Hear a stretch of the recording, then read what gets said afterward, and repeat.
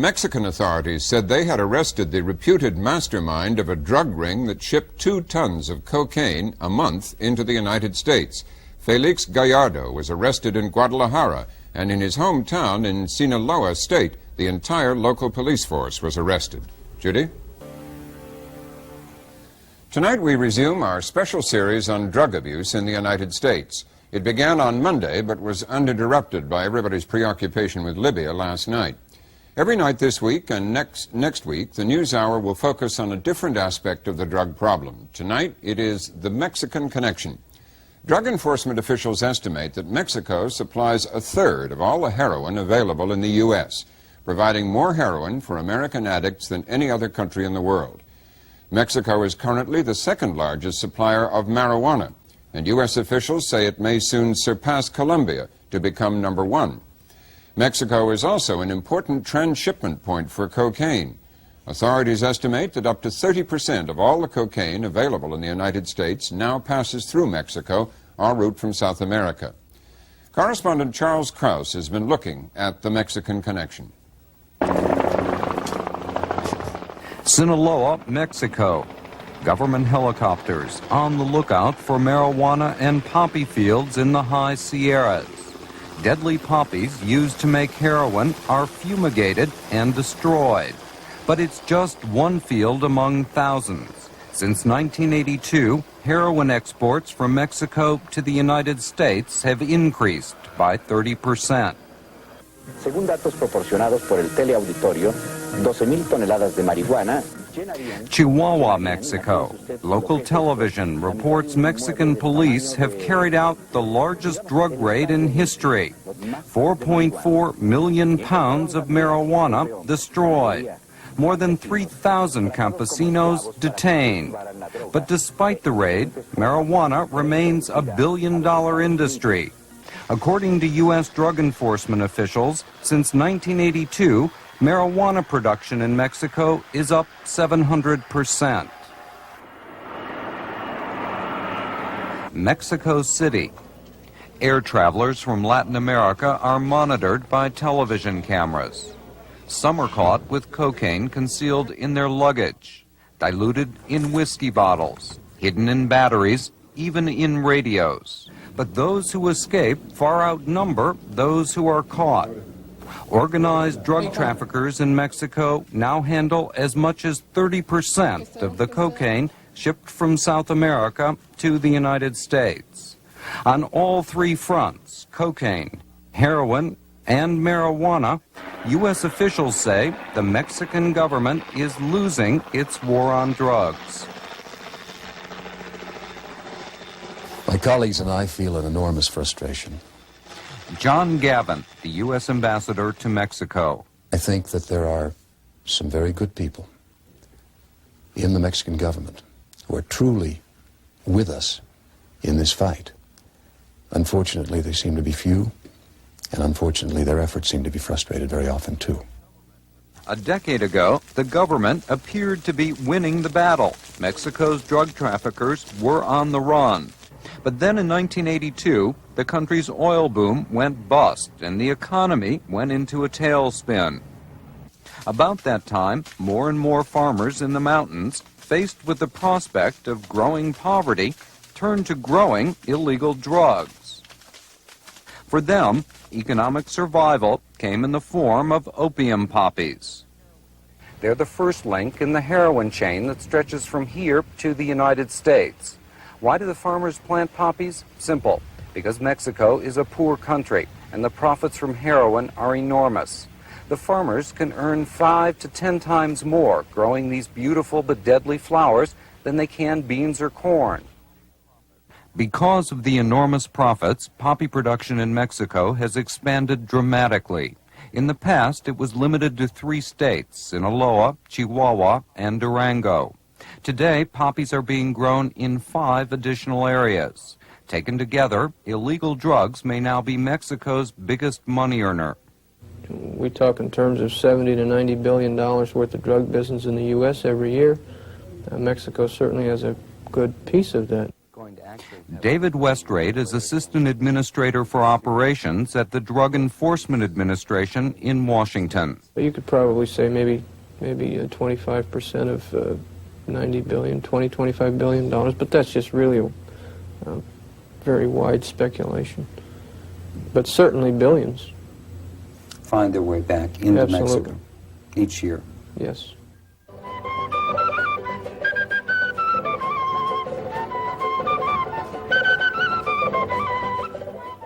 Nowhere is that drug money more visible than in Guadalajara, Mexico's second largest city. Known for its fine colonial plazas and gracious lifestyle, Guadalajara has become a kind of corporate headquarters for Mexico's drug mafia. It's here where the big drug deals are made, where the drug lords live, and where their money is laundered. Most everyone, including the police, knows what's going on. But for safety's sake, most everyone tends to look the other way. In Guadalajara, it's like any place else in the world. If you mind your own business, you stay out of trouble. Excuse me. Uncle Sam's. Carlos Turver owns a hamburger joint that's a favorite hangout for Americans. Although he says drug-related violence has hurt Guadalajara's reputation, the city has prospered in part because the drug lords invest their money here. They had to put this money someplace besides the United States and Swiss bank accounts, so they go ahead and put it back into the ground here, which was, again, that's good for the economy. Why do you think they chose Guadalajara, though? I mean, It's beautiful climate, beautiful women, and it's very close to beautiful beaches. so they just like the... Sure, it's got the second best climate in the world, next to Nairobi. That's the rumor. Who wants to go to Nairobi? Certainly not Mexico's drug lords. They live here in Guadalajara's best neighborhoods, in luxurious homes behind high walls. They reportedly own legitimate businesses, hotels, restaurants, even until last year, a large Ford dealership. By one estimate, the drug mafia pumps a cool $3 billion a year into Guadalajara's economy. The trafficking groups have become stronger there, both in terms of cultivation, in terms of the corrupt influence that they have, in terms of the financial strength that they have developed. The corruption has reached almost a new plateau in terms of the influence that these trafficking groups are having in that country. Indeed, the Mexican connection is so important, the U.S. Drug Enforcement Administration, or DEA, has an office here. The public first became aware of Guadalajara's central role in drug trafficking last year. That's when DEA agent Enrique Camarena was kidnapped right here in front of the U.S. consulate in Guadalajara, then tortured and killed. Camarena's murder, ordered by drug kingpin Rafael Caro Quintero, revealed just how brazen, rich, and powerful Mexico's drug mafia has become. Before his arrest, Caro Quintero had built a billion-dollar drug empire, trafficking in everything from amphetamines to marijuana to cocaine. He was rich enough to have his own private jet, and he was flamboyant. At the time he was caught, Caro Quintero was building an enormous mansion in Guadalajara, protected by walls 17 feet high. Today, the house remains unfinished, but it continues to dominate the countryside, just as the drug mafia has long dominated politicians and police officials in many parts of Mexico. Arrested with Caro Quintero in connection with the Camarena murder, at least half a dozen policemen, and the top federal police official in Guadalajara. The extent of the corruption was an eye-opener, even for Westrade and the DEA. The thing we saw in Mexico was that the corruption had changed from being just, I'll pay you money, and then you give me a telephone call when there's going to be a raid on my house, which is kind of a long-term corrupt action, to a point where these trafficking groups had sufficient funds, power, and influence to really be calling the shots. Also, because of the enormous amounts of money, of capital, that the drug barons can dispose of, they become a political threat. They can buy people in politics. And that's something that this country has to be worried about. Is that happening? Oh, yes.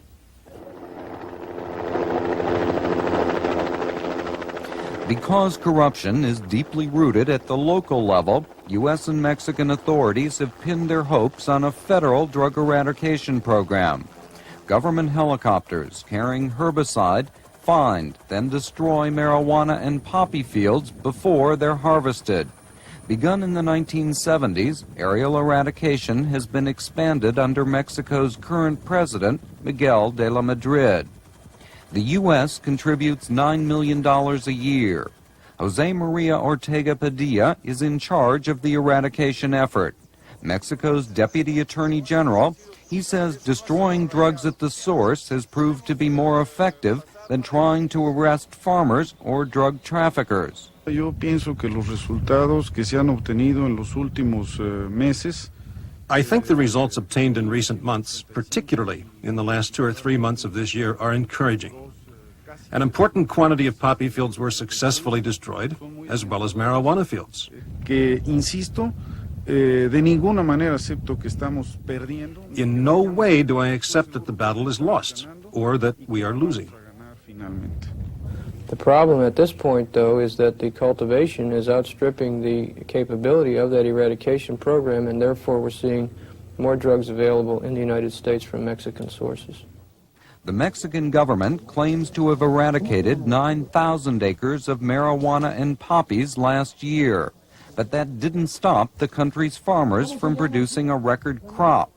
They proved to be resourceful and resilient. Authorities are now finding crude but effective irrigation systems which enable farmers to harvest 3 crops a year instead of 2. Authorities have also found portable poppy fields. With a little luck and advance warning, farmers can move these fields before they're spotted from the air. But increased production appears to be only part of the problem. According to Ambassador Gavin, the eradication program itself is flawed. We have had problems, for example, of the herbicide being over-watered. At that point, you're really fertilizing and watering fields rather than destroying them. We have had situations where we didn't get the right kind of, we believe, efficiency out of aircraft. We've had others where neglect of the aircraft and helicopters have caused their destruction. Is this deliberate, or is it just inefficiency? Deliberate. And why? Again, because of corruption? It always comes down to that. Ortega Padilla has detailed explanations for each of the ambassador's specific charges. On the broader issue of corruption, he says the government is committed to rooting it out. The president has given us instructions to impose the law on all those who have committed crimes, no matter if they are officials, ex-officials, or relatives of officials. It makes no difference who they are. Ortega Padilla claims Mexico is doing the best it can, but not getting the credit or the help it deserves. If the United States wants better results, he says, it should increase its support for the eradication program. Hemos planteado la posibilidad de que se nos proporcionen. We've asked for approximately $2,800,000 additional dollars. This would cover the cost of herbicides for the rest of the year as well as fuel. Si no recibimos ese dinero, if we don't get the money, we will continue to fight to the best of our ability. But obviously, if we get the money, we'll be more efficient. The request is under consideration in Washington. But even if the money is forthcoming, Mexican officials complain that their country is being unfairly blamed for producing drugs when the real problem is in the United States. They say to us, this isn't our problem, this is your problem, you're the market. I have to agree with some of that. The real problem is the United States. The real problem is that we in the United States are allowing this stuff to be used, that it is not, in some societies, in some areas, even frowned upon. Even U.S. authorities acknowledge that as long as Americans are willing to spend billions of dollars a year to shoot heroin, snort cocaine, and smoke marijuana, stopping the flow of drugs from Mexico will be almost impossible. Yesterday, the United States said Mexico has agreed to allow it to monitor more closely its anti-narcotics program.